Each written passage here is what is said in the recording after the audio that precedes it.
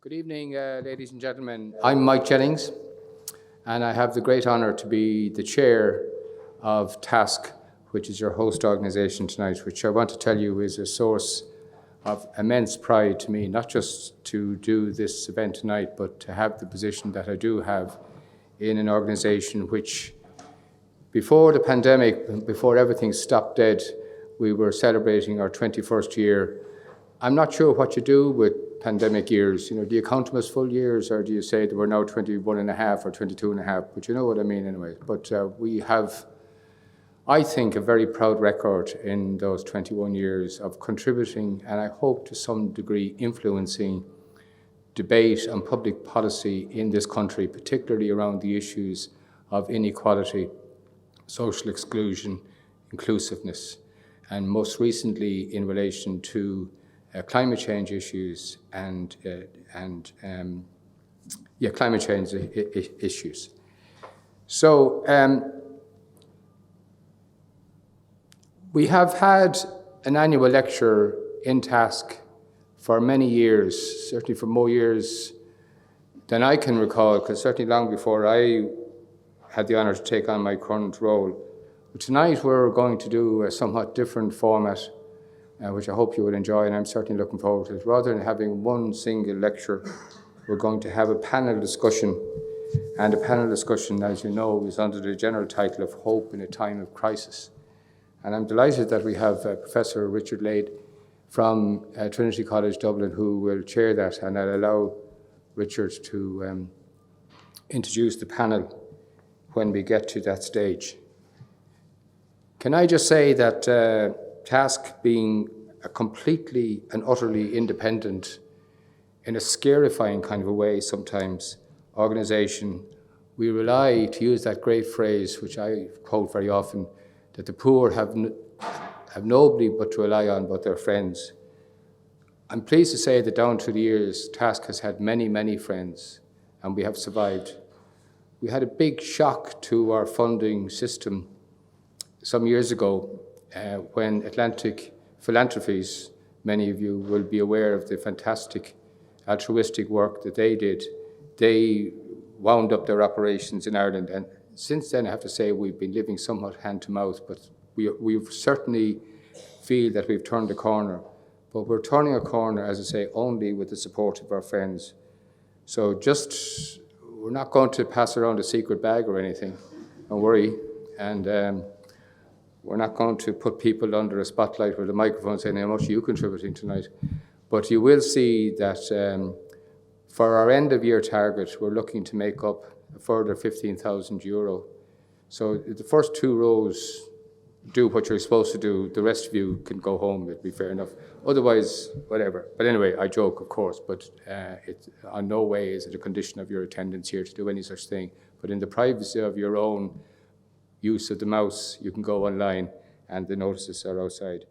As I say, we do really appreciate, but most of all, the support we get from friends and from altruistic citizens guarantees what we value most, which is our independence. And that's really important, to be a critical voice in an unequal society. I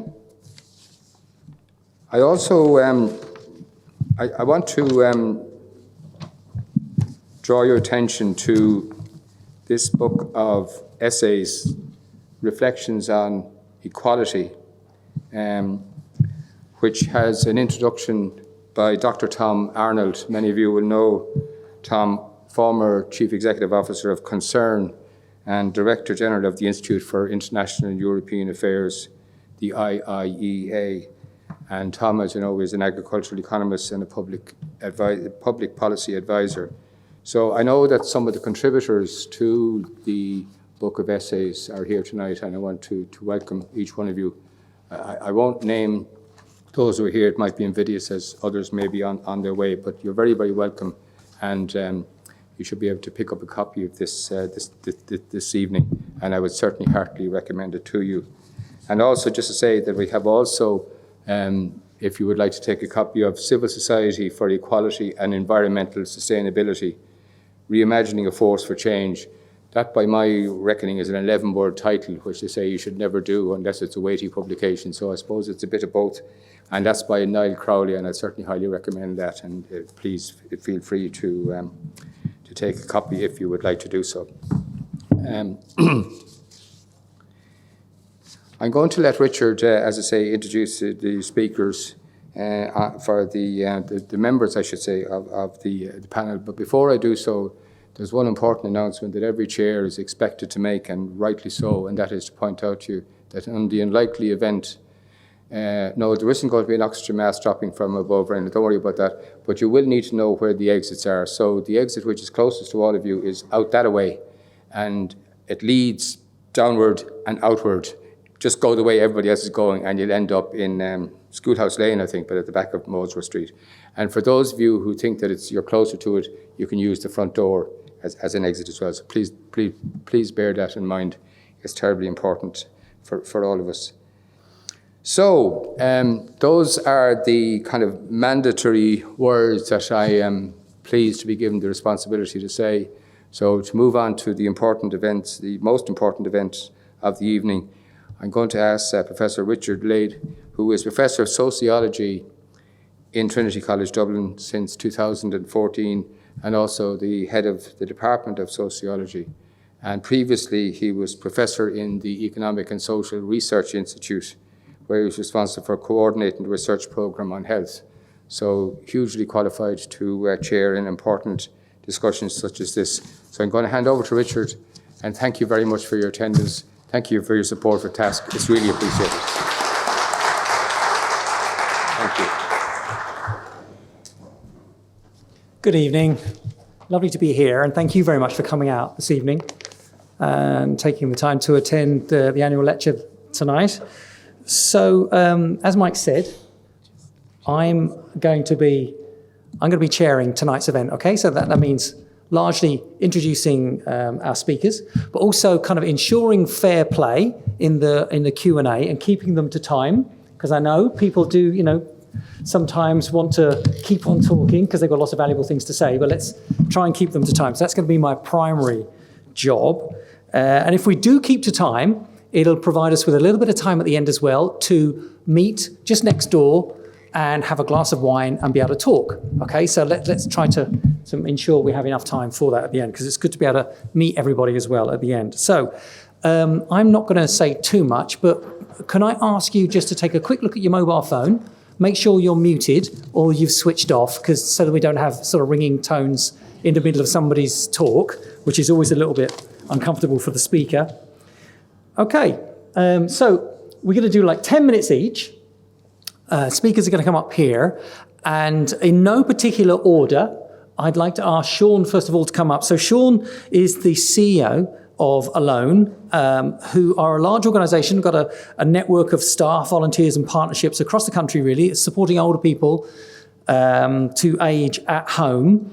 Mental health isn't central to Alone, but nonetheless, it is a big concern of Alone, and obviously you're in daily practice. They have to deal with a lot of issues around loneliness, around mental health, and it's an increasing part of their workload, I understand. So it is important to their portfolio. Sean and Alone are active members of several NGO coalitions working to influence and improve policy and practice around ageing and around mental health. So Sean, please come up to the podium. Thank you very much.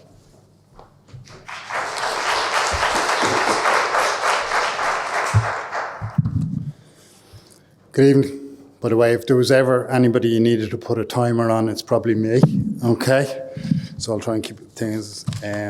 Listen, it's wonderful to have been invited here this evening, and really a privilege. And I mean, the space itself is just so beautiful and august. So it's a privilege to be here, and really grateful on behalf of everybody from Alone to get this opportunity.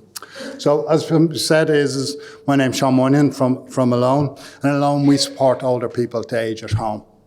We've a network of around 200 staff placed across the country with around 4,500 volunteers, and we support older people to age at home. Last year probably supported around 9,000 older people. This year heading for close on 12,000, and we help people struggling with isolation, loneliness, housing issues, mental health, physical health issues, housing issues, technology, finance. So ultimately is to help them age in place and improve the quality of life. I suppose we know we're all facing another time of extreme uncertainty and instability this winter and into next year, including in relation to the cost of living and in energy costs. I suppose it's important that we remember in the world that the world has always been slightly unstable, and we've always faced crisis after crisis, as the generations before us did. Whether this is due to war, technology, pandemics, or other challenges, I suppose the world's always been changing. But the amount of current changes and crisis at the moment, I think, is challenging our ability to cope. And for many, it is impacting on their ability to their mental health, their ability to cope, mental health, increasing anxiety, loneliness, and isolation are the types of things that we're seeing every day on the ground. I suppose what we feel now that is different is the pace at which things are moving, the speed at which the challenges are growing, and the new difficulties people are facing are emerging. For me, I try to be an optimist and a pragmatist, I suppose. I think the great news is that we're probably better equipped to cope and respond to the challenges than other generations. There has been rapid advancements in technology, in medicine, and in education. But still, you can see at every age group, people are struggling to cope, struggling to deal with this. I think our governments have historically sort of adopted a slow and steady approach to health, mental health, physical health, social care, and ultimately the implementation of change. In a lot of cases, they've relied on NGOs, religious organisations, to fill the gaps left between the needs of people and actually the services they provide. I actually believe there's no lack of the desire among the political system, among public servants, among local authorities, etc., to respond to the uncertainties and instabilities we're living in. I suppose the question, I think, is do we have the structures? Do we value the skills that are needed to respond to the health and the mental health needs of our people? Other people on this panel are probably more experts in mental health than I am. In alone, our main skill is around the delivery of services, campaigning, implement changing for those who come to us and meeting the emerging needs and filling in the gaps. For the age sector, the challenge and the opportunity is that Ireland is ageing faster than anywhere else in Europe. And particularly in later life, we want older people to have many years of good physical and mental health. For us in Alone, we've always dealt with huge levels of isolation, of loneliness, and the challenges of mental health that isolation and loneliness brings. But now it's started to change. At the moment, 22% of all our supports we give to people in the area of health are now mental health interventions, and that wasn't always true. But during the pandemic, which is the biggest crisis we've been through in the last couple of years, and we're facing many at the moment, the biggest impact on our work was the amount of older people coming forward, expressing mental health issues, high levels of anxiety, and ultimately is we would have been used to maybe getting 2 or 3 calls a month from people maybe with suicidal ideation. It went to 4 to 6 a day. And ultimately, as we partnered with other organisations as well who were more specialists than us to do that. But I think what happened in COVID was we got a whole of government approach, and that didn't come without political pressure. I personally know that there was a lot of pressure from different government departments, midnight, Taoiseach's office ringing government departments saying this isn't just a health issue, everybody needs to get involved. So I think what we saw was new ways of working overnight, new services, new supports were available. This begs the questions to me is does the way our system allow at the moment, the way the government operates, is the pace all just too slow? Are we operating the wrong way? As I said earlier, I think there is no lack of desire. There is no lack of answers. There's certainly no lack of strategies. Often we or the government actually know the answers. And I wonder, are we a little bit afraid to take the risks of implementation for the strategies like mental health strategies, like sharing our vision? Again, I would say like the challenge is NGOs are left to fill the gap. We do our best, but there is a lot of fragmented effort and it seems like an overwhelming task. As we campaign together, and it wasn't alone on home care, ageism, health, loneliness, mental health and physical health issues, I wanted to illustrate one strand of our work, which is around loneliness and trying to get policy and practice in this area. The evidence that loneliness will damage both your mental and your physical health is overwhelming. And it affects all age groups. And I think most people, if they didn't know that during the pandemic, everybody learned it, But there's no strategy and there's no plan, which means there's no funding. So as an NGO, we fill the gap. So we've 4,000 volunteers visiting older people. We've 40 other network organisations that we provide resources to and to do the same. We work with universities to produce the evidence, We've set up a loneliness task force, which is made up of organisations across the life course, including Jigsaw, Samaritans, Mental Health, Mental Reform, National Women's Council and others. The work, the success of that work is now we've got a commitment in the programme for government to do a strategy on to combat isolation and loneliness. We've even gathered together all the academics we can find in the country studying it, and we're now facilitating them coming together and working together, so that any practice or any proposals to government are evidence-based. And so the thing is you meet with TDs, you meet with ministers, everybody's very thing is this. We run public campaigns to apply the pressure. We've produced recommendations pre-pandemic and after with new data post-pandemic. But ultimately is we then still are struggling to get any actions. It's even hard to get an official who is tasked to actually work with us. But loneliness, again, needs a whole of government approach. And the only thing we have in some ways in learning of that type of model is the likes of COVID. I think the pace of change and the amount of crises that are arising at the moment means that our model, we'll have to use something like our learning from COVID. COVID shows that blockages can fall away. Every organisation has a radical story of change, of what they did in weeks that might have taken months or years.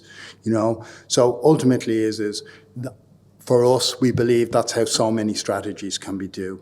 It's the skills of implementation, leadership and project management that must be valued in our organisations, because we must play our part, and in promoting individuals within our organisations, but also within government and government departments. So we need a whole of government approach and civil society approach to major challenges like mental health, like ageing, and really that it's not just left to the Department of Health, which won't have the influence across the whole of the community and the whole of government. But there is hope. There's always hope. But I suppose supporting older people and supporting everybody, with disabilities, etc., at the age at home, has been government policy for 30 years. And I'm heartened looking at the likes of, if people have been watching, enhanced community care, where ultimately the HSE is hiring 300 staff or 3,000 staff. And what they decided was no more pilots, no more let's test it. Here is the knowledge we know, here is the research we have, let's get out there and learn on the way. And I think things like that are a cultural shift, and that people are being trusted at a local level. They have models, they have research that they can roll it out. And ultimately this project will include the whole of the community, not just health, and the use of technology. And I think the learning from projects like that will give us the ability to copy, to roll out other strategies. Today we're discussing mental health, resilience and intergenerational hope. My actual belief that the pace of change is actually a good thing, and that as the state is being forced to look at how strategies are implemented and how we operate, because ultimately what we now do doesn't fully work for us. This will rebuild the social contract between the state and individuals. The old ways don't work anymore. That this is a correction to the system that is needed, and that ultimately people deserve. Antonio.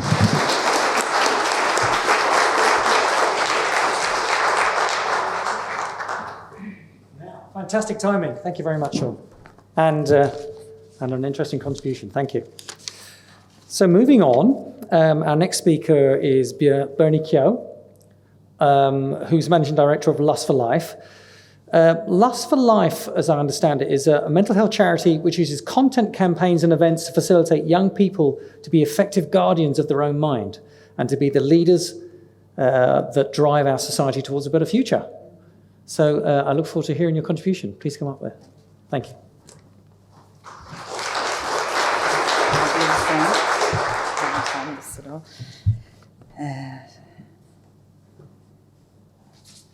Hi, everybody. I'm delighted to be here. There's nothing like agreeing to do a talk on mental health to provoke one's own mental health crisis. I am Bernie Kyo, and I have been MD of A Lust for Life for all of just about 6 months, and have moved into this area following a very different career. So I don't consider myself to be an expert in this space yet, although I have a great deal of experience in what it is to be human and to journey through mental health challenges. So as was mentioned by Richard, we are a youth-focused mental health charity. And our ambition really is to, and our mission is to empower future generations to be effective guardians of their own minds. And that means that we are committed to teaching children through schools programs, essentially, as well as content and campaigns and events, children and young people, to be equipped to understand what it means to be human, to understand and connect to their big emotions, to develop their emotional literacy, and to provide them with the tools to effectively manage their own mental health. We also are very committed to destroying the stigma that has been so damaging for previous generations. And we do that through our platforms, through community sharing of personal stories, through providing a lot of content to people who are in need with various mental health challenges. And we also then are trying to drive a shift in society where we put people first. We're really small, founded by Niall Breslin that some of you will know, and Paula McLaughlin, and we really believe we're just getting started. But just to give some background to what we have achieved so far, in 2020, we launched a primary school programme. Initially for 5th and 6th class, which is an emotional resilience and well-being programme, and it's primarily digitally focused. So we provide a 10-week program that can be accessed online, that contains videos made by children for children, all designed by leading psychologists and educational experts, teachers, etc. And teachers simply have to log on and download both the videos, the programs, and the tools, and they can deliver a 10-week highly interactive experiential experience, which teaches the children a lot of the tools that we never had around their own emotional feelings, how to manage them, how to relate to each other, and how to think of others. We are in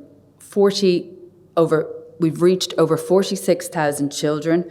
We're in over 1,800 classrooms and over 800 schools nationwide, and all of that since 2020, which speaks to the fabulous channel and tool that digital can provide in terms of providing solutions that teachers asked us for during the crisis. So I hope that gives you just a flavour for what we do and what we're about. And yeah, I'm going to stick to the brief here. Sorry, not to say that you didn't stick to the brief, far from it, but I'm more literally answered some of the questions here. So we were asked, is this notion of permacrisis and even all this talk about mental health, is that healthy?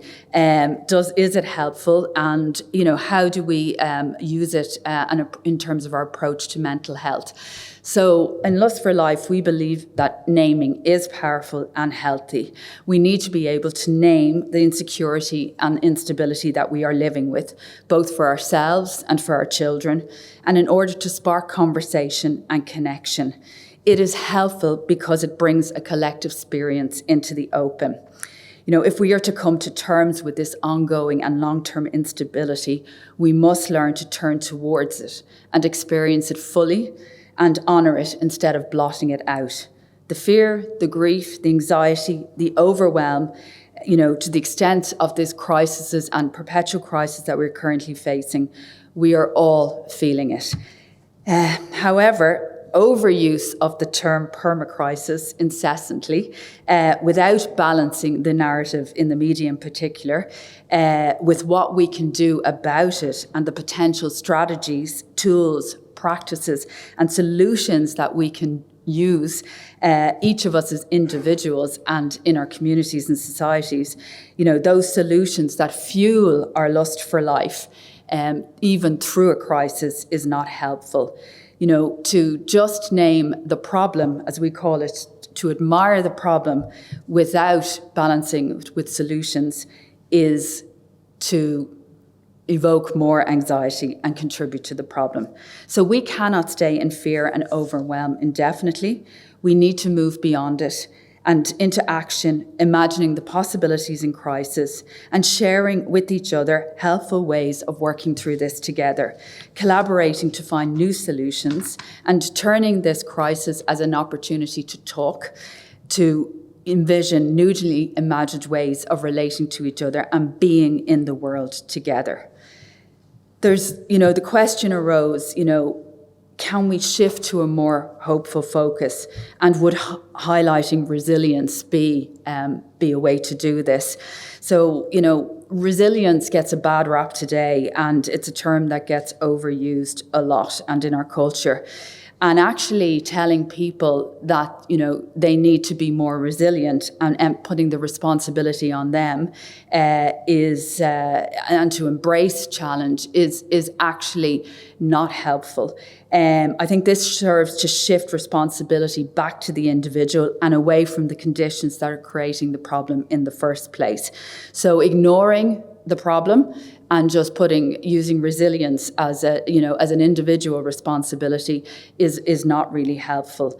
And Viktor Frankl said, and I am ad-libbing a little bit here, but in his book, Man's Search for Meaning, that crisis is a way to find deeper purpose and meaning in life, but it's not the only way, and he certainly wasn't advocating for it.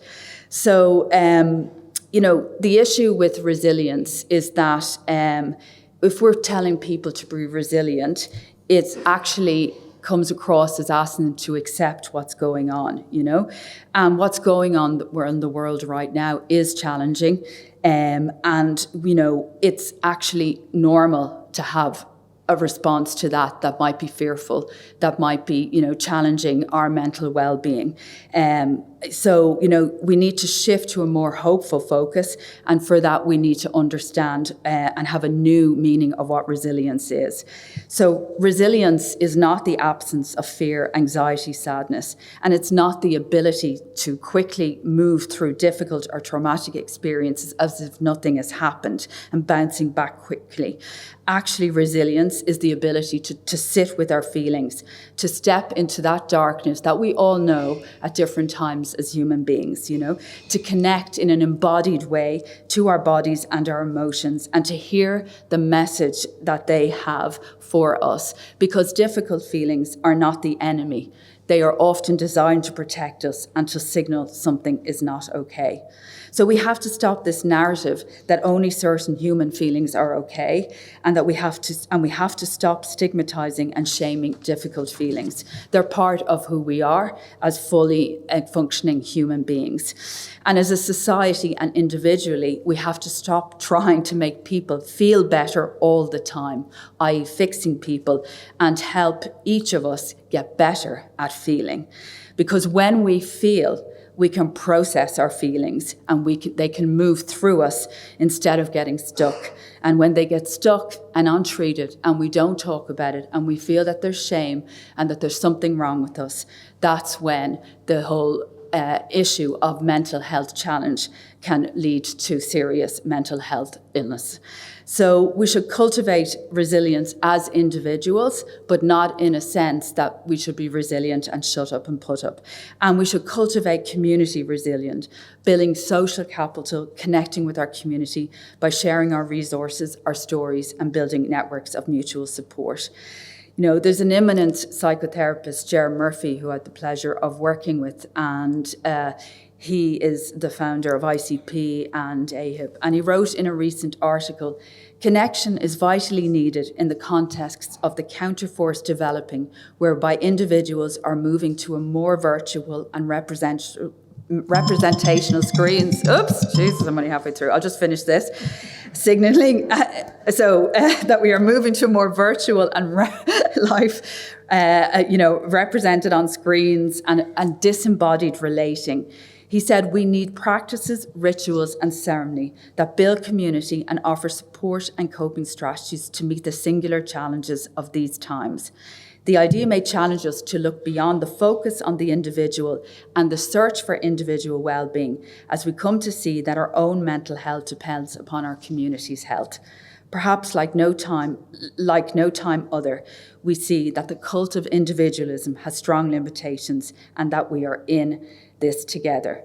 And this is where we believe that the hope can be found inside of us and in each other. And I have so much more to say, but I won't be selfish. Apologies.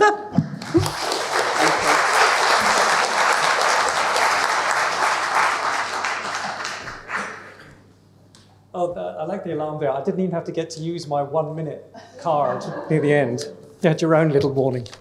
That was great. Thank you very much indeed. And lots of things, as a sociologist, I must say, there's lots of things there I'd like to engage with. Maybe we can have more of a chat at the end, can't we, if we have some time?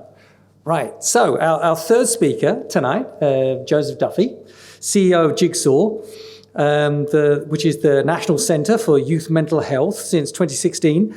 25 years experience as a qualified clinical psychologist and worked in the area of mental health management and delivering services across all age groups and within institutional and community settings. Joseph is a board member with the Mental Health Commission and the Mental Health Reform and a member of the executive of the International Association for Youth Mental Health. He sits on the National Implementation Monitoring Committee for Sharing the Vision and is a member of the advisory board of the Irish Probation Journal. Fantastic. Well, do you want to come up and give us your word?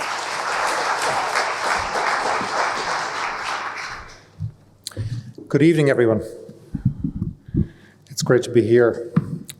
Hope in a time of crisis. That's the theme, and I suppose the theme that each of us are reflecting on. In 2006, the year that Jigsaw was formed, and Jigsaw, as has been mentioned, is the National Centre for Youth Mental Health, working with young people aged between 12 and 25. In that year, one of our youth volunteers, Sarah Hayden, wrote, when I think about youth mental health, I think of the thousands of teenagers who are somehow managing to live their lives while secretly disintegrating, wishing for oblivion. They're not quite at the point of falling away, but neither do they feel they have the comfort in being themselves.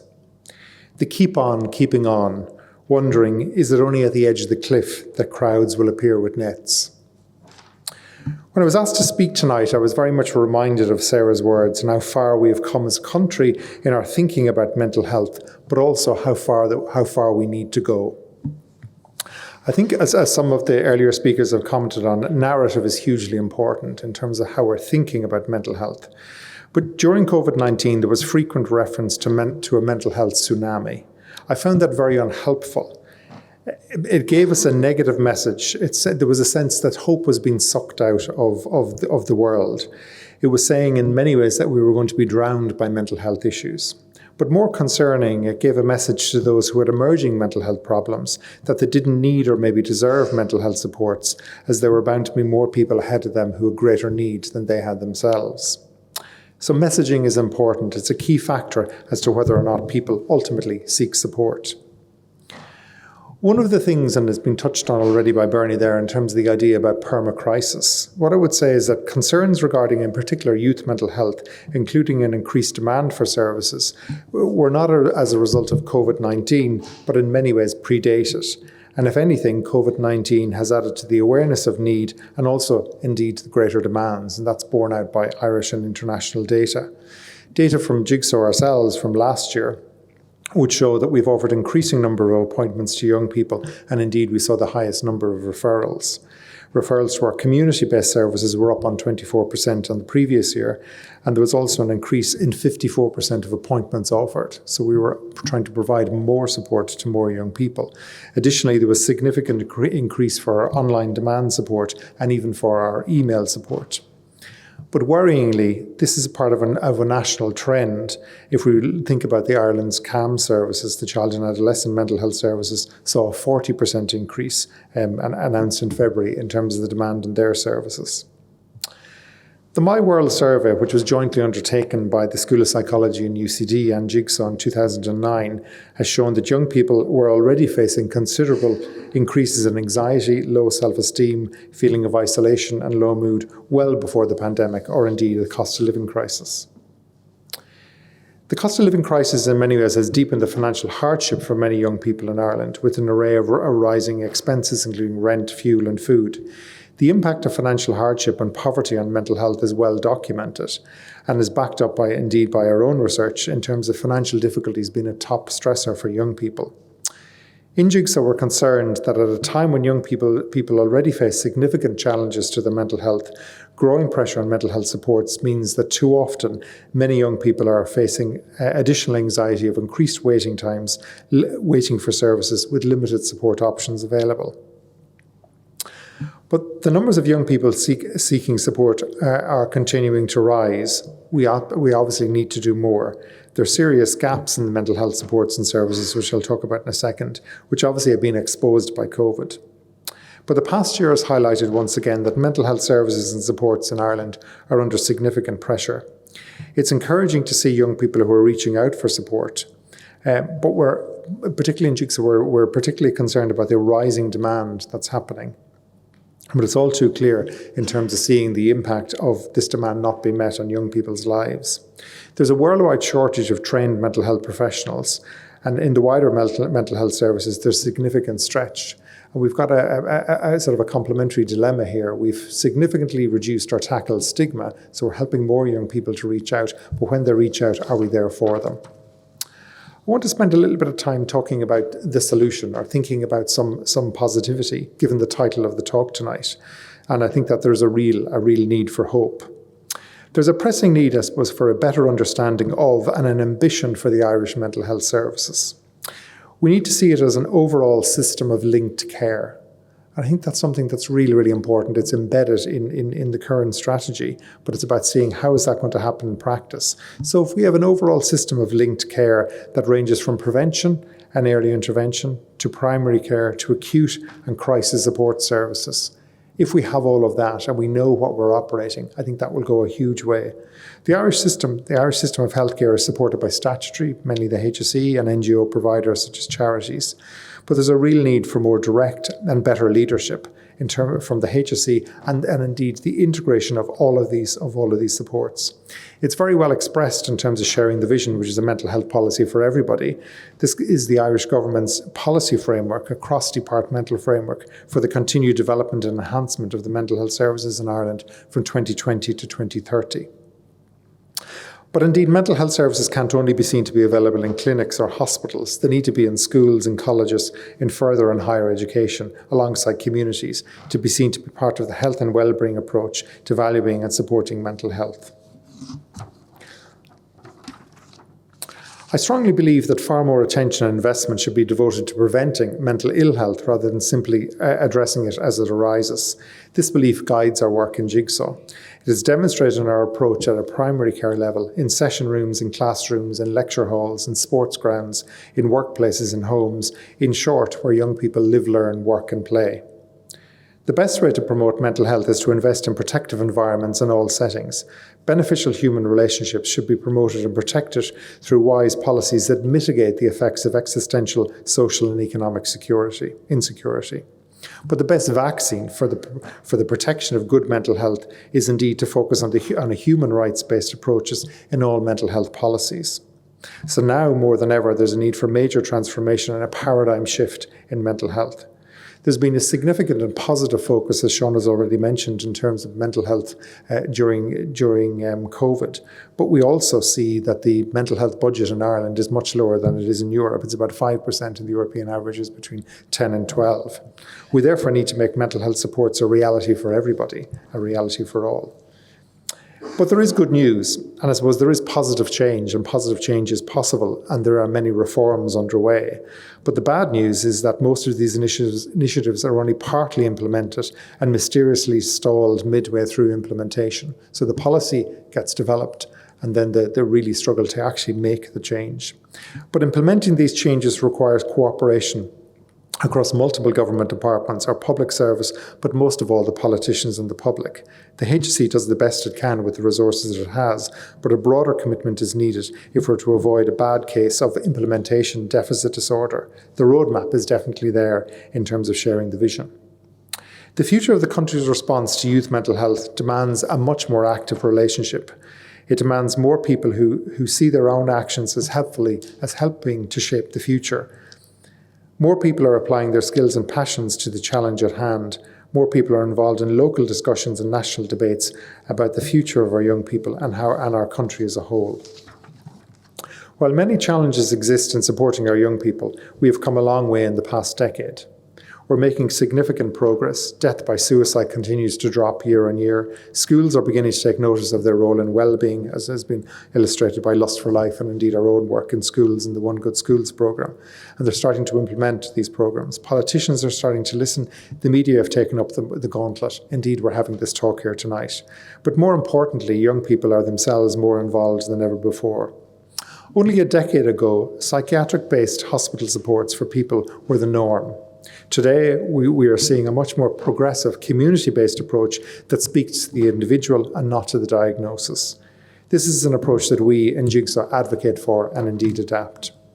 But to finish, I think, as I mentioned at the beginning, we need to change the narrative. We need to move away from the sense of growing cynicism, the catastrophization, towards optimism, hope, and happiness. As humans, we're naturally social, and we need to foster this. We must focus on what is positive in life, indeed a lust for life, and look at the humanity in each other. We need to look at local heroes, not the sense of global villains, to celebrate the small triumphs and not to dwell on the insurmountable, to recognise the beauty in life, in friendships and in relationships. We need to all be champions of this new direction. Indeed, we need to be pathfinders, the pioneers of a new culture of hope, to instil this hope in this and in future generations. Thank you very much.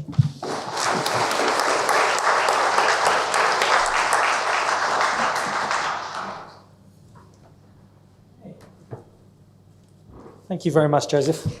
So last but definitely not least, Dr. Fiona Keogh, Director of Policy and Research, Mental Health Ireland. Fiona is Director of Policy and Research with Mental Health Ireland, and her background's in psychology, and she's a 30-year career in health services research and policy development in Ireland, working across the areas of mental health, dementia, and disability. Throughout her career, she's had a strong focus on working directly with people using health services to better inform research and policy development. Fiona had a central role in writing the National Health Policy in Ireland, which is called Vision for Change and Sharing the Vision. Well, that was 2 reports, actually, but she had a role in writing both. So can I invite you, please, to come up and speak to us? Thank you very much.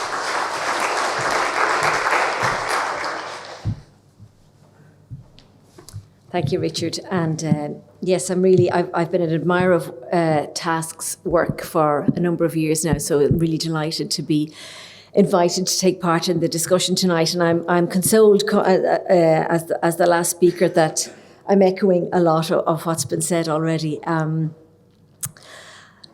Mental Health Ireland is Ireland's longest standing mental health charity, formed in 1966.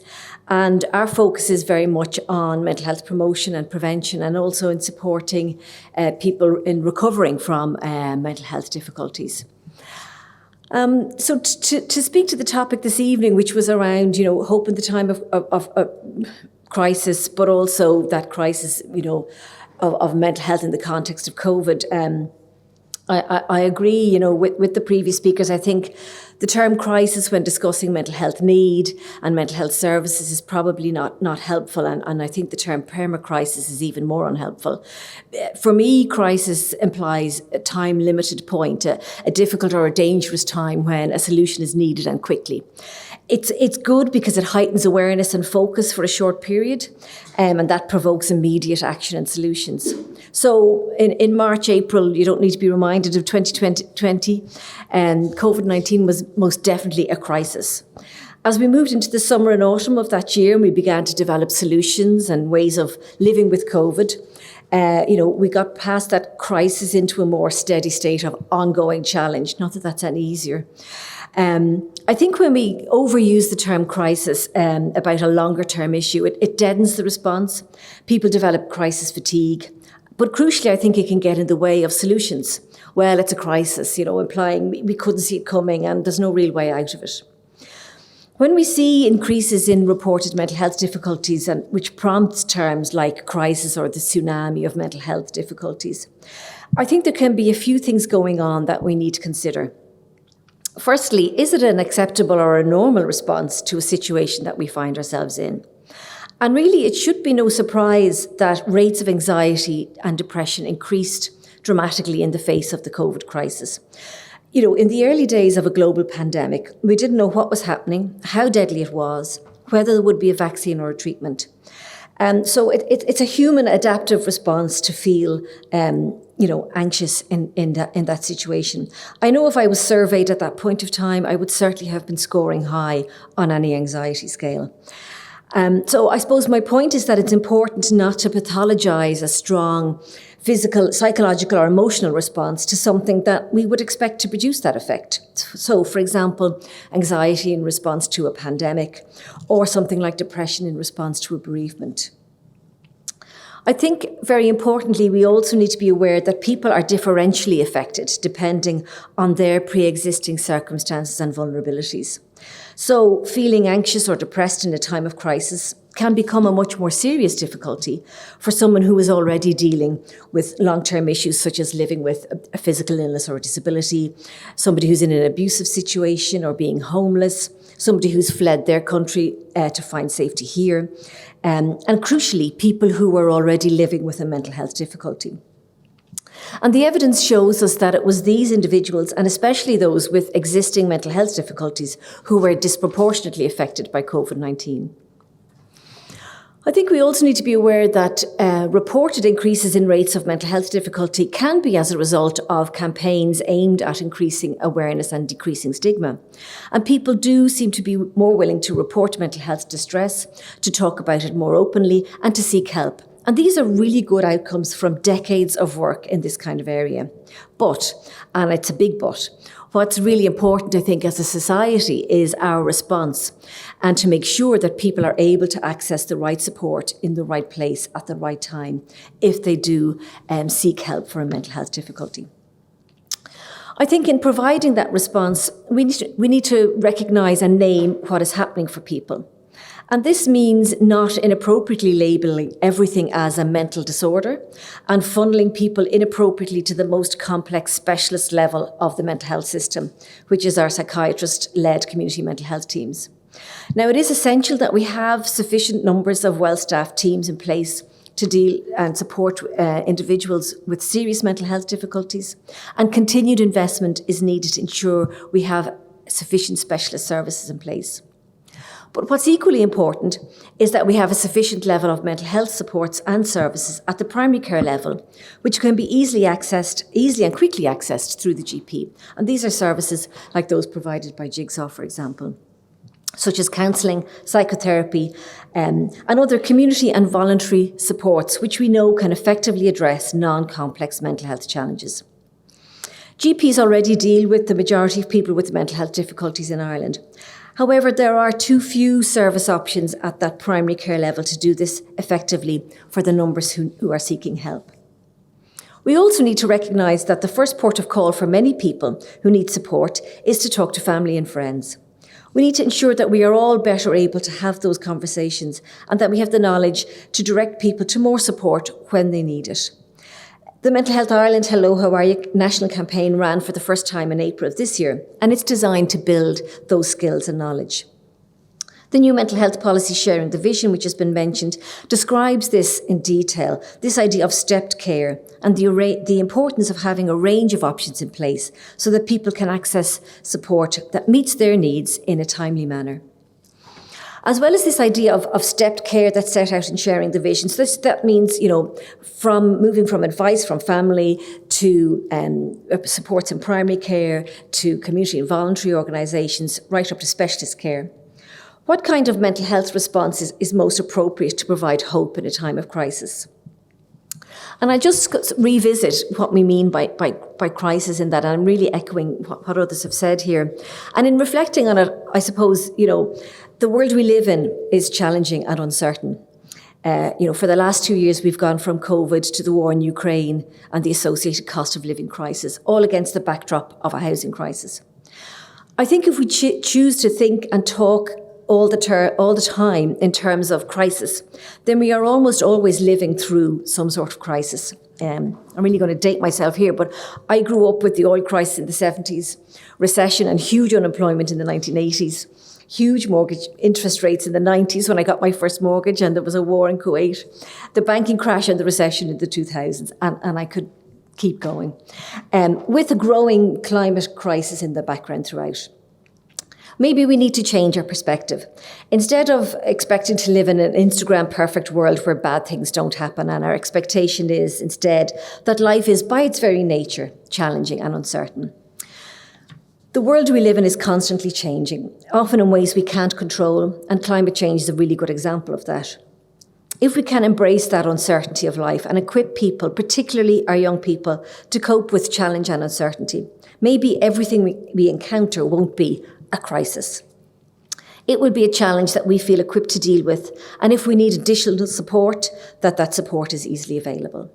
The challenge may be on a global level like COVID or climate change, or more local like the lack of housing, or it might be more pernicious and everyday, like the near constant negative social interactions on social media, the lack of social connection resulting in high levels of loneliness and social isolation. Whatever the challenge is, I think it's clear we can't treat our way out of a mental health crisis. Prevention in all its forms really has to become a national priority, and this was very strongly emphasised in the national policy. If we systematically tackle the risk factors that could damage our mental health and promote the protective factors that enhance it, we are closer to reducing the level and severity of mental health difficulties. And on a parallel track, we can also improve resilience and help people to build their own skills so that they can face the difficult life events that aren't readily preventable. This is essentially what we might call a public health approach to mental health, addressing the range of psychosocial factors that can adversely affect or protect our mental health. And there are lots of examples of this work in Ireland and elsewhere. They don't always come under the heading of mental health. One I've been struck with is the First Five, which is a whole of government strategy to ensure the best start in life for babies and young children. And it sets out what we might call universal solutions, such as increased parental leave, the early childhood care and education scheme, child benefit and so on, as well as solutions for those at risk, such as extra support for children, for example, who might have experienced parental addiction. So while this work is targeted at children and families, it's an effective and a crucial contribution to increasing resilience and decreasing risk factors associated with the mental health difficulties in childhood and later on. Another example is Thrive, which is an international movement that supports communities through engagement and activities that build and nurture our mental health and well-being. It's an asset-building, area-based initiative that's shaped and led by a local community, building on their strengths. We support it in Mental Health Ireland, and there are many more examples I could talk to, but I'll finish. To speak to hope at a time of crisis, yes, I think there is hope. I'm very much on with the panel here. I'm an optimist.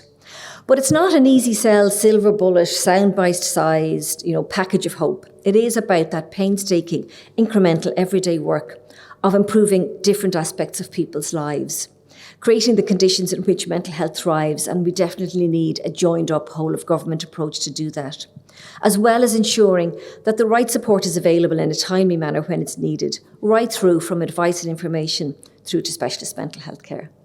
Thank you.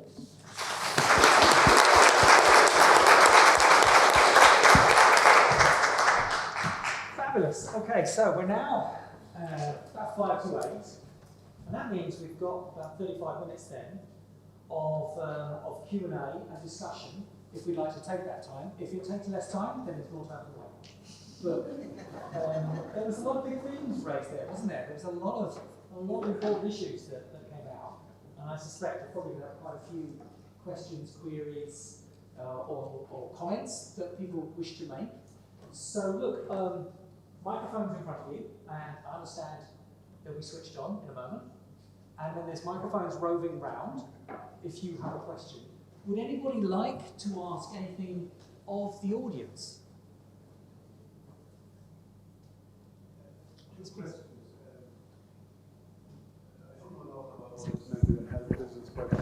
There was no mention about the use of drugs amongst young people and how that's leading to the mental health situation. Be interested to know if someone could make some comment about that.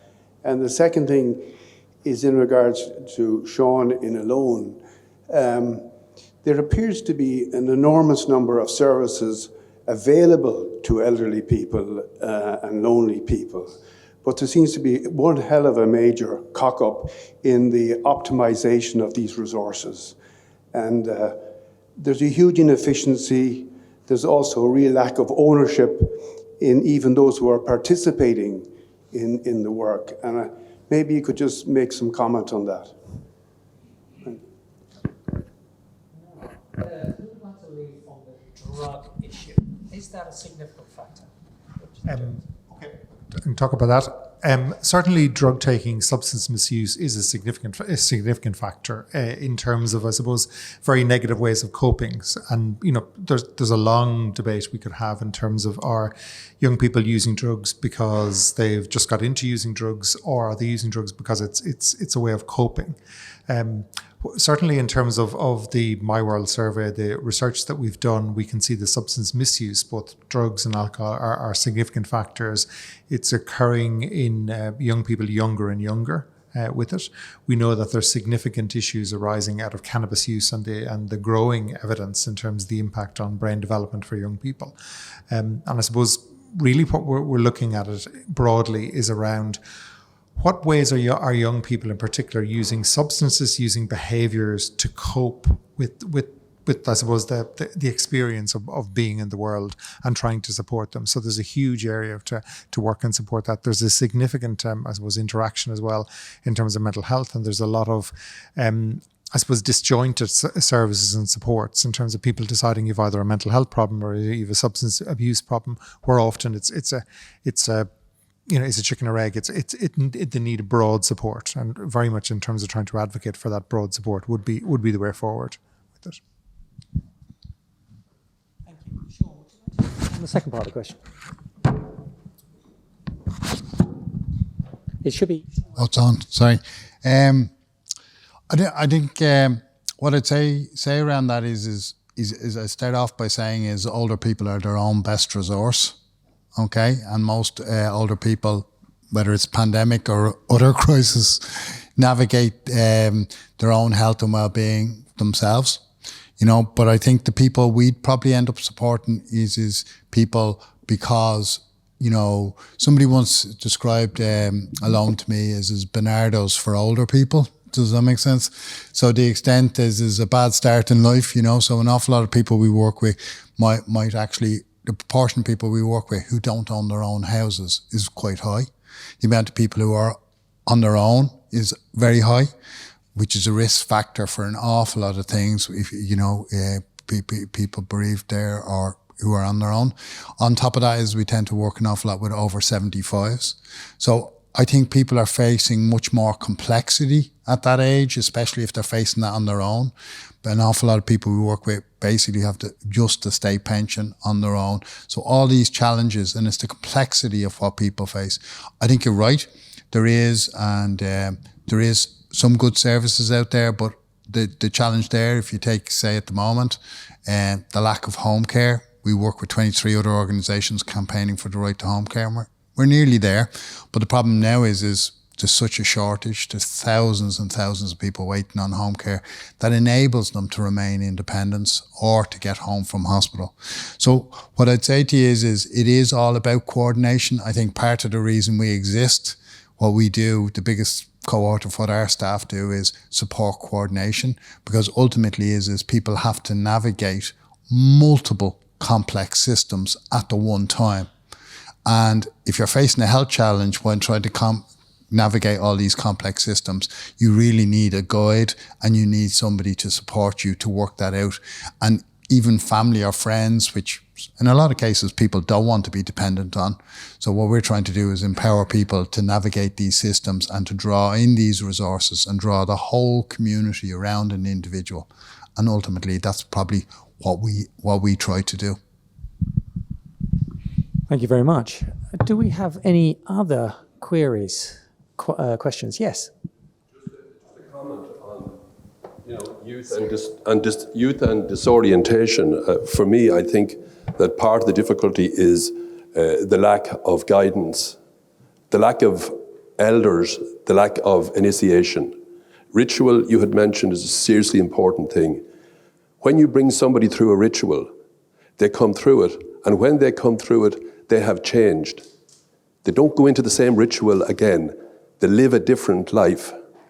One of the things about the classical story tradition is that it has 4 quadrants, and we need to bring our children and our young adults into narrative, in that you get a call in life. You are somebody. Somebody comes with you. You have adversaries. You cross a threshold and you go down beneath. From 3 to 9 is the underworld. It is a difficult place. You will meet people who will help you there. They will bring you through, or they might not bring you through. You may die down there. And our children are dying. And I've been in education, and I know children that I taught who are dead. So where are the elders? This is the key question. The father cannot initiate the son. The mother cannot initiate the daughter. It has to be the community. And in the community, there's where resides the truth and the knowledge. You come up out of that underworld and you bring with you the elixir that strengthens and emboldens you. And you're ready for the next adventure, but you have changed. But the elders know you have changed. Malidoma Some, who were 2 doctoral theses from Sorbonne and UCLA, put down all his knowledge to a tribe in Burkina Faso. He said he never learned one thing in psychology that wasn't in the tribe. And one of the things he said, that when you have your young men and women, you send them into the forest, the elders disorient them. They lose all track of orientation. But when they come out of the forest, the elders are there to meet them. And he said, they know by the jut of their jaw that they have changed. We do not do that for our young people.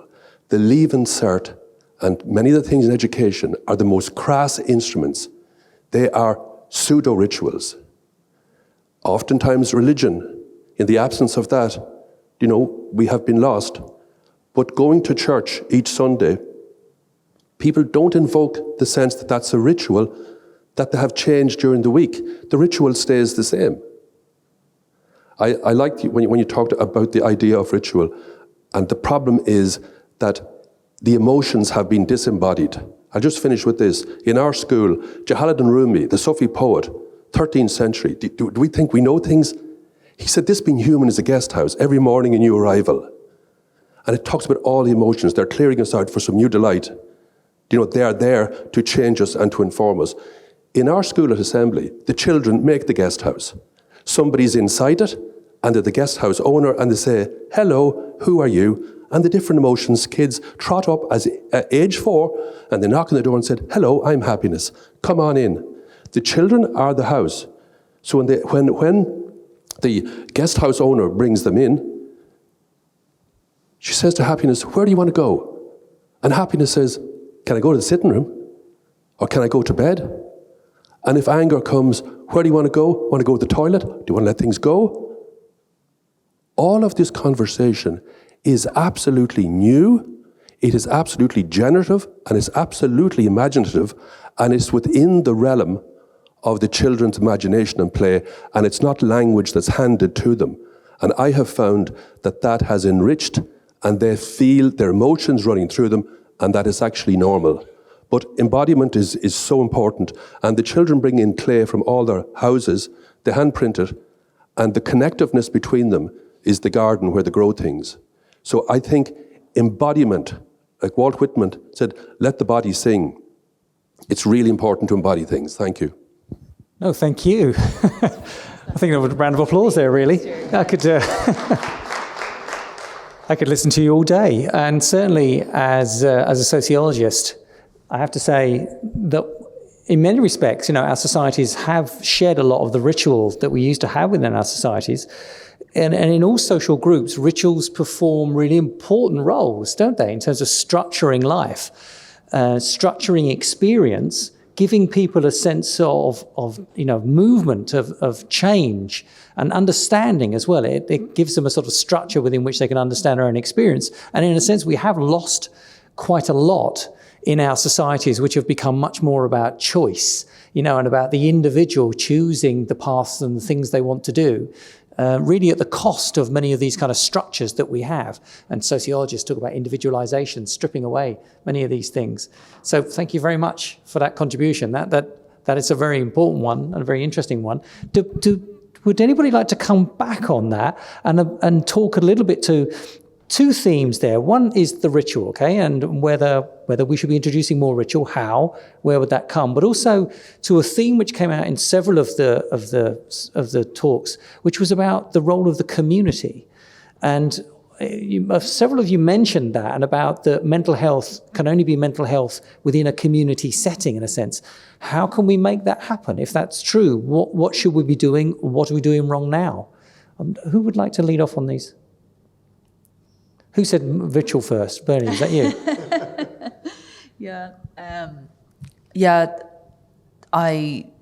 I suppose I'm feeling somewhat of a bit of a fraud up here, because I've got the imposter syndrome, because as I said, I've been on my own mental health journey, and that has included addiction and 12-step fellowships and recovery from food addiction, and and I'm a trainee psychotherapist, but I've only moved into the whole mental health area recently.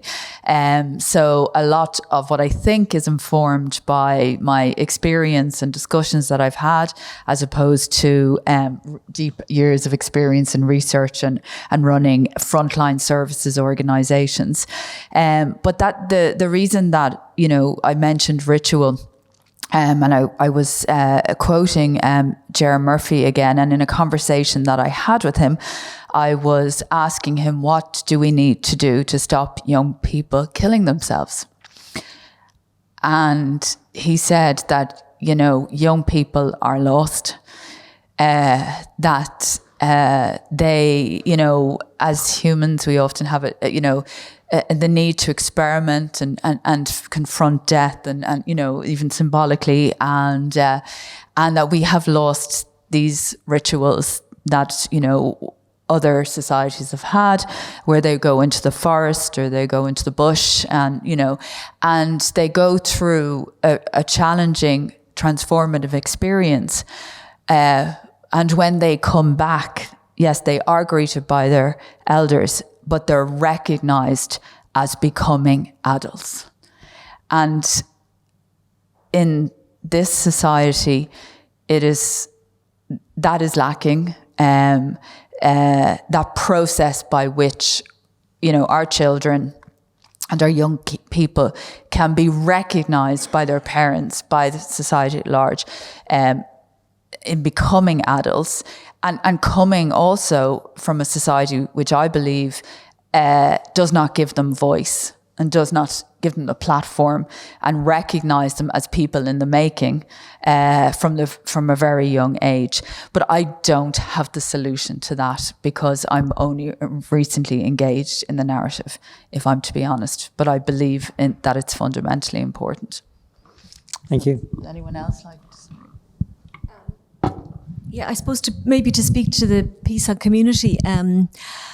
It is the cliche, it takes a village to raise a child, but I think, like all cliches, it is speaking a truth, and it's speaking to the different roles that are taken on by different members of a community.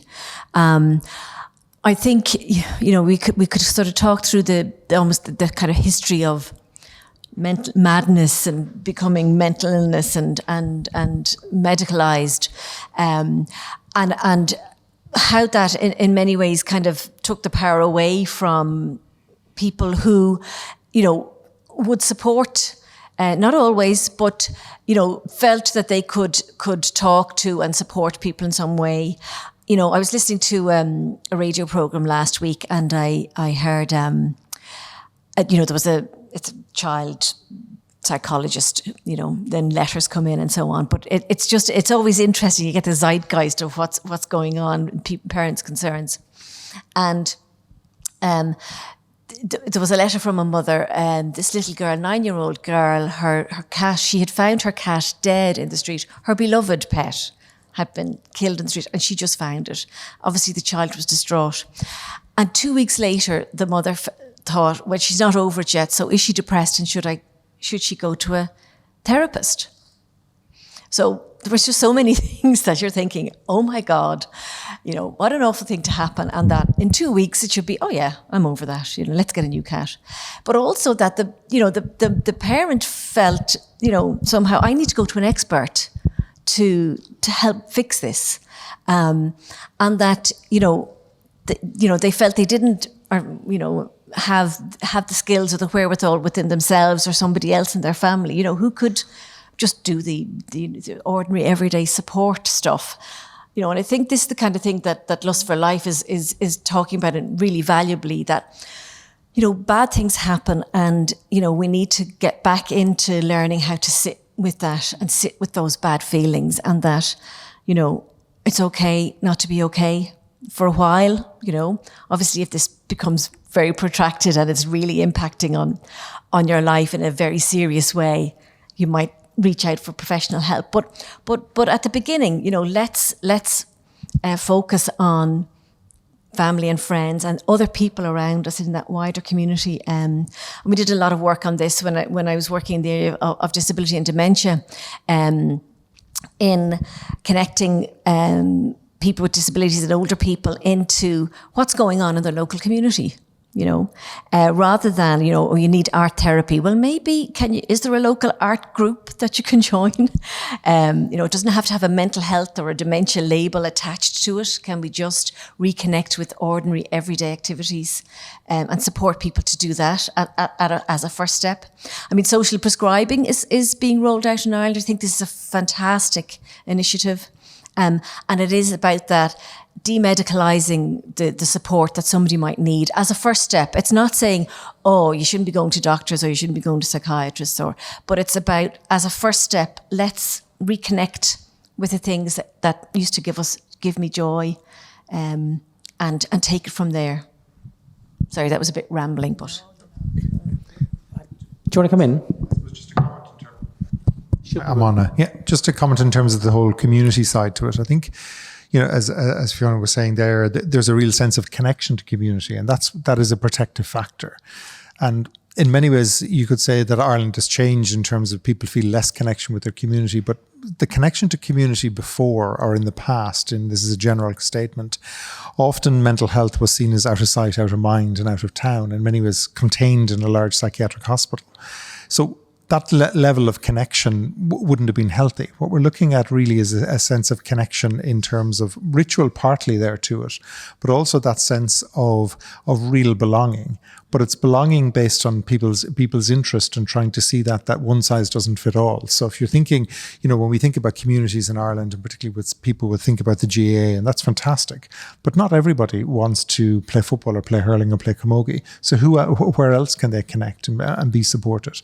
But I think what's also really important in terms of thinking about why connecting, why social prescribing, it's looking at mental health in a much broader way and really not medicalizing it. Medicine and drugs and support and psychiatry have a really important role, but an important role at a certain point.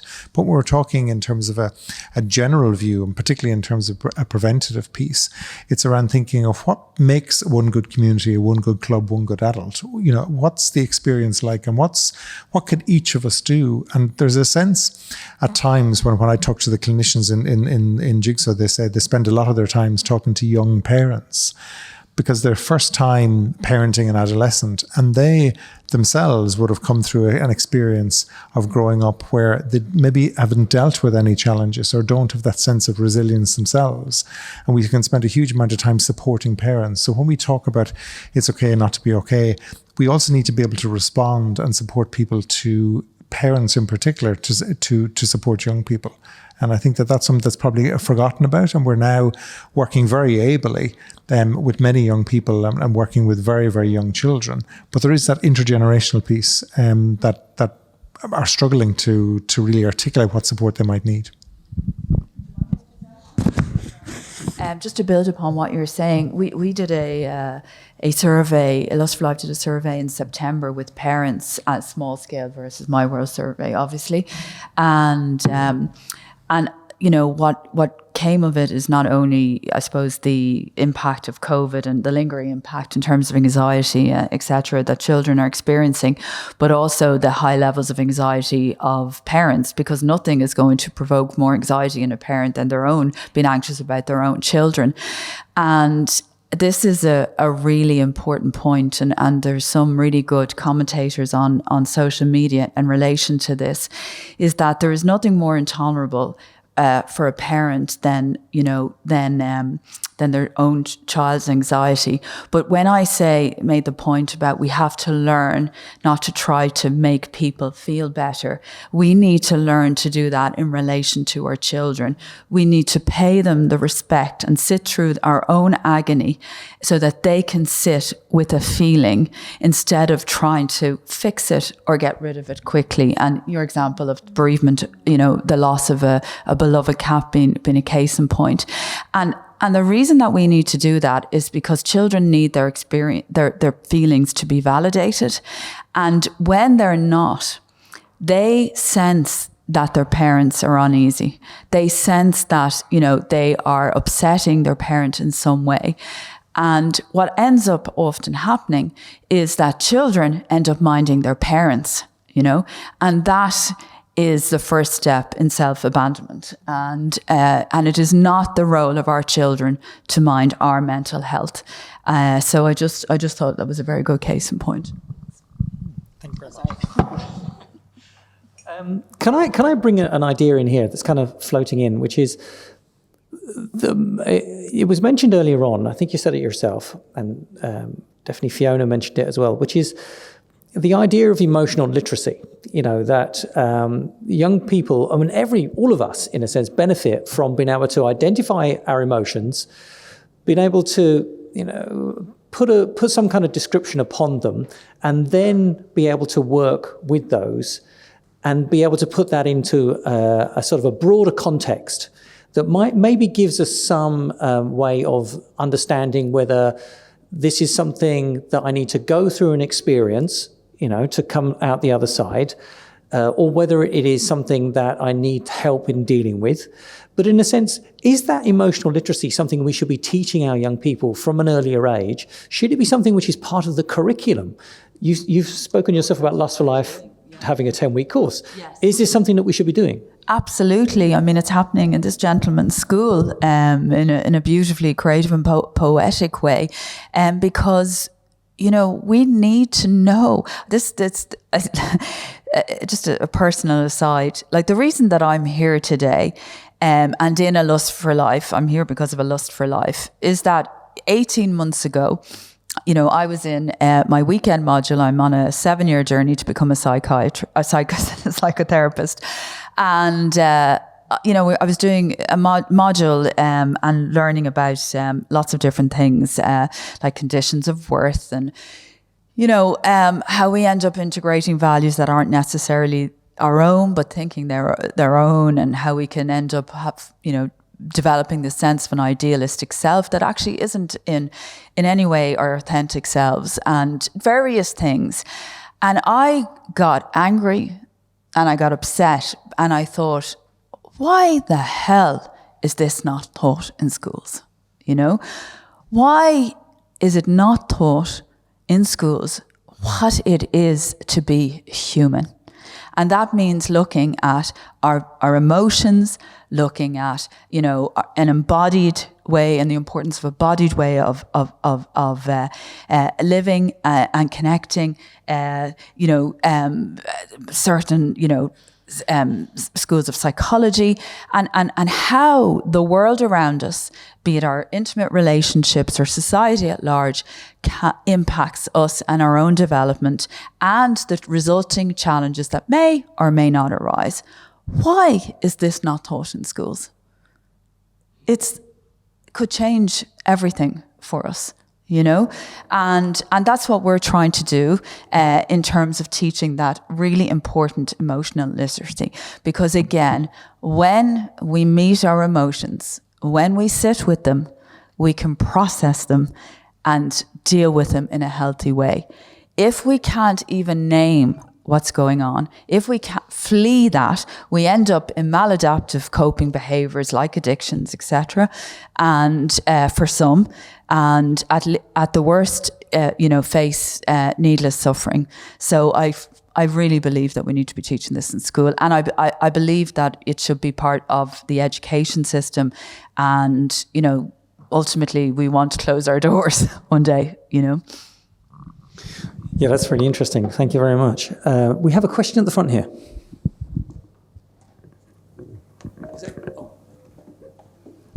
Just here, blue top.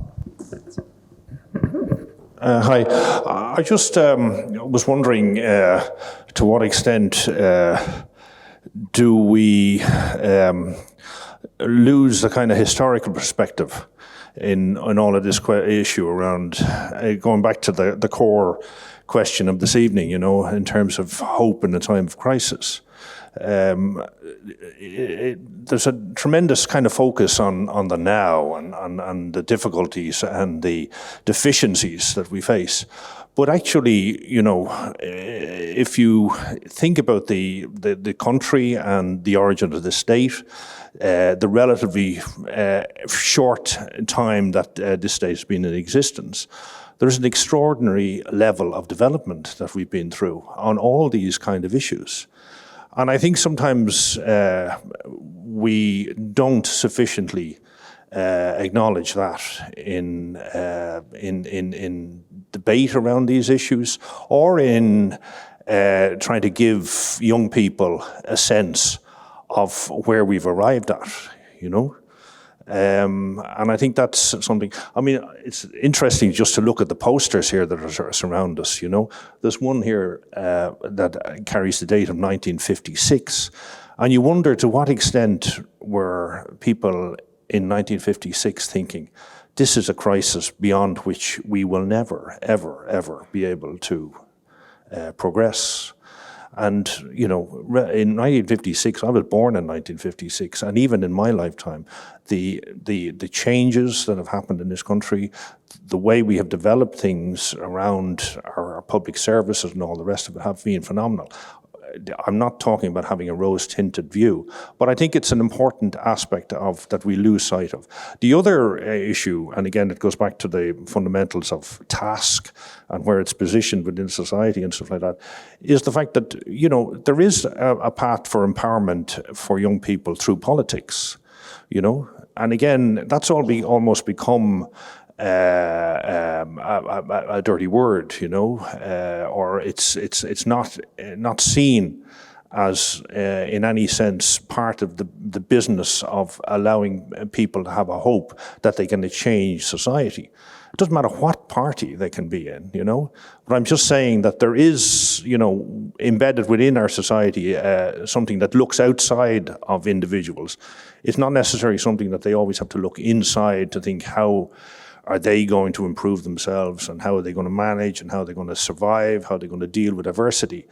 We do need to realise that we live in a really healthy democratic system in this country that has potential for young people to become involved and to effect change, and we need to, I think, factor that sometimes into the debate and not talk it down, not constantly present it as if we're a failed system or a failed state. Just some thoughts.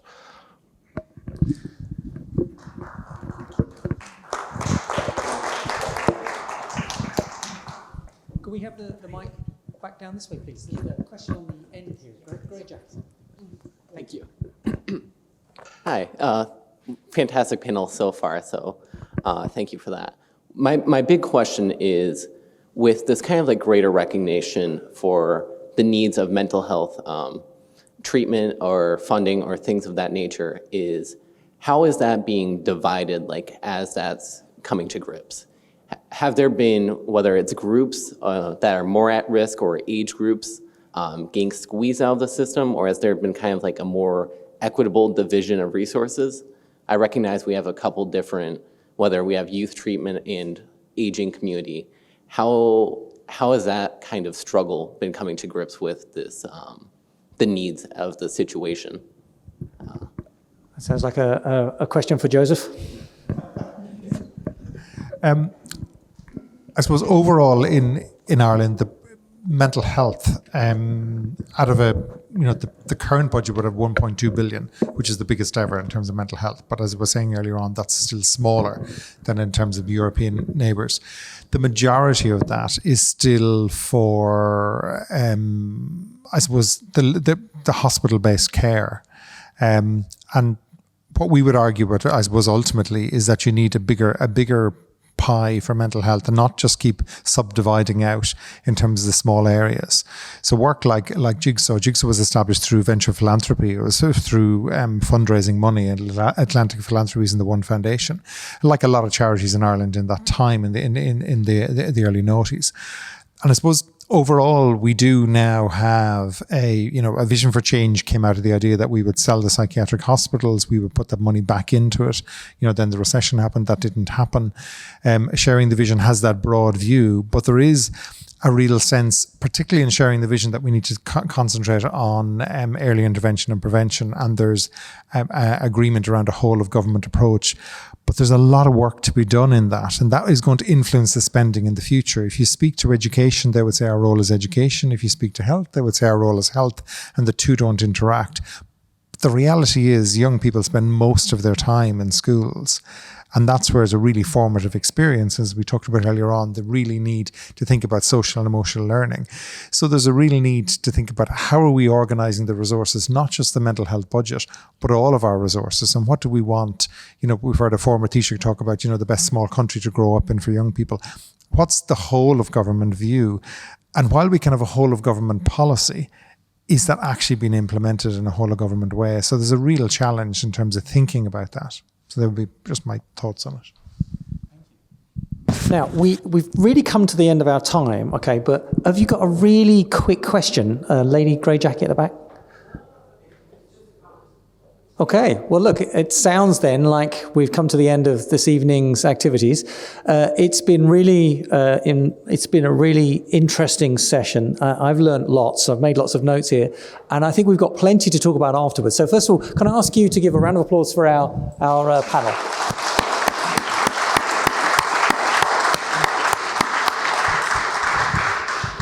Okay, now, Michael, will I hand back to you? Yes, please. Is this okay? Can I put this on this?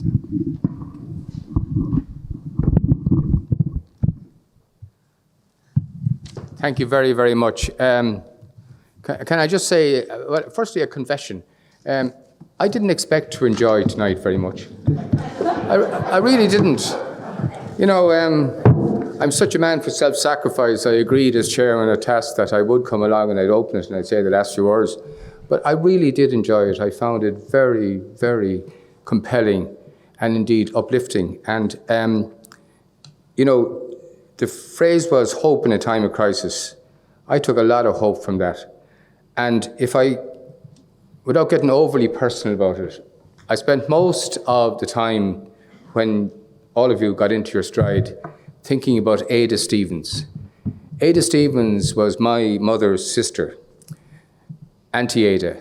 Auntie Ada spent all her working life as a mental health nurse, a psychiatric nurse in Grange Gorman Hospital. And she spent all her life suffering recurring mental breakdowns. And Grange Gorman, which is now the Technological University of Dublin, if any of you see the original buildings, it looked like, and it was constructed like, a prison. Horrible, horrible building. And as children, we hadn't a clue what Auntie Ada did inside that prison.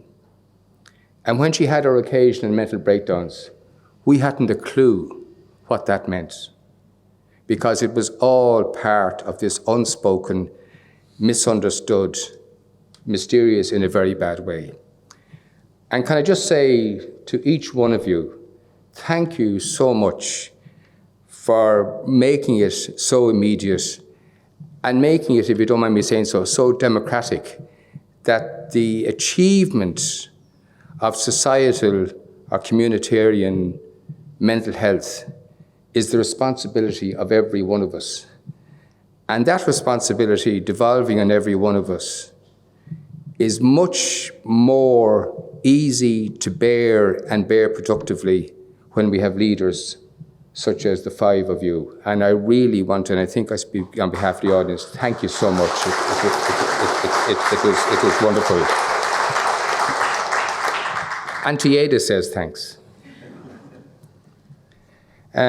So, yeah, I wanted to do that, and I wanted to name.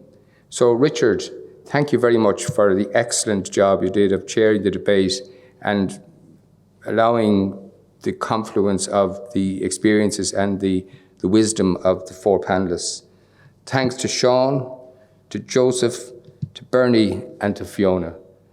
And I think you know how sincerely I mean that, and I think I speak for everybody here for saying that. It was wonderfully educational in a way that education sometimes isn't wonderful, if you know what I mean. So, can I just say that you may not know it, but by the very fact that you have graced us with your presence here this evening, each one of you is a friend of TASC, right? So all we would ask you to do is to continue to be a friend of TASC, keep in contact with us, give us your support, come to our events, tell your community about us and spread the word. And you know, the usual thing is www.tasc, you go online. We really need, just as is coming very strongly in terms of a societal mental health and how it needs engagement, the achievement of an equal society needs us all to be involved, and let us try to communicate more. I really appreciate it. We're now going to do what Irish always do. We're going to give you some alcohol before you go home, but it's not compulsory, so you don't need to do it. But I do want you, to join with me in thanking the five people who made the evening such a worthwhile event. And thank you all for coming, and safe home. Thank you very much.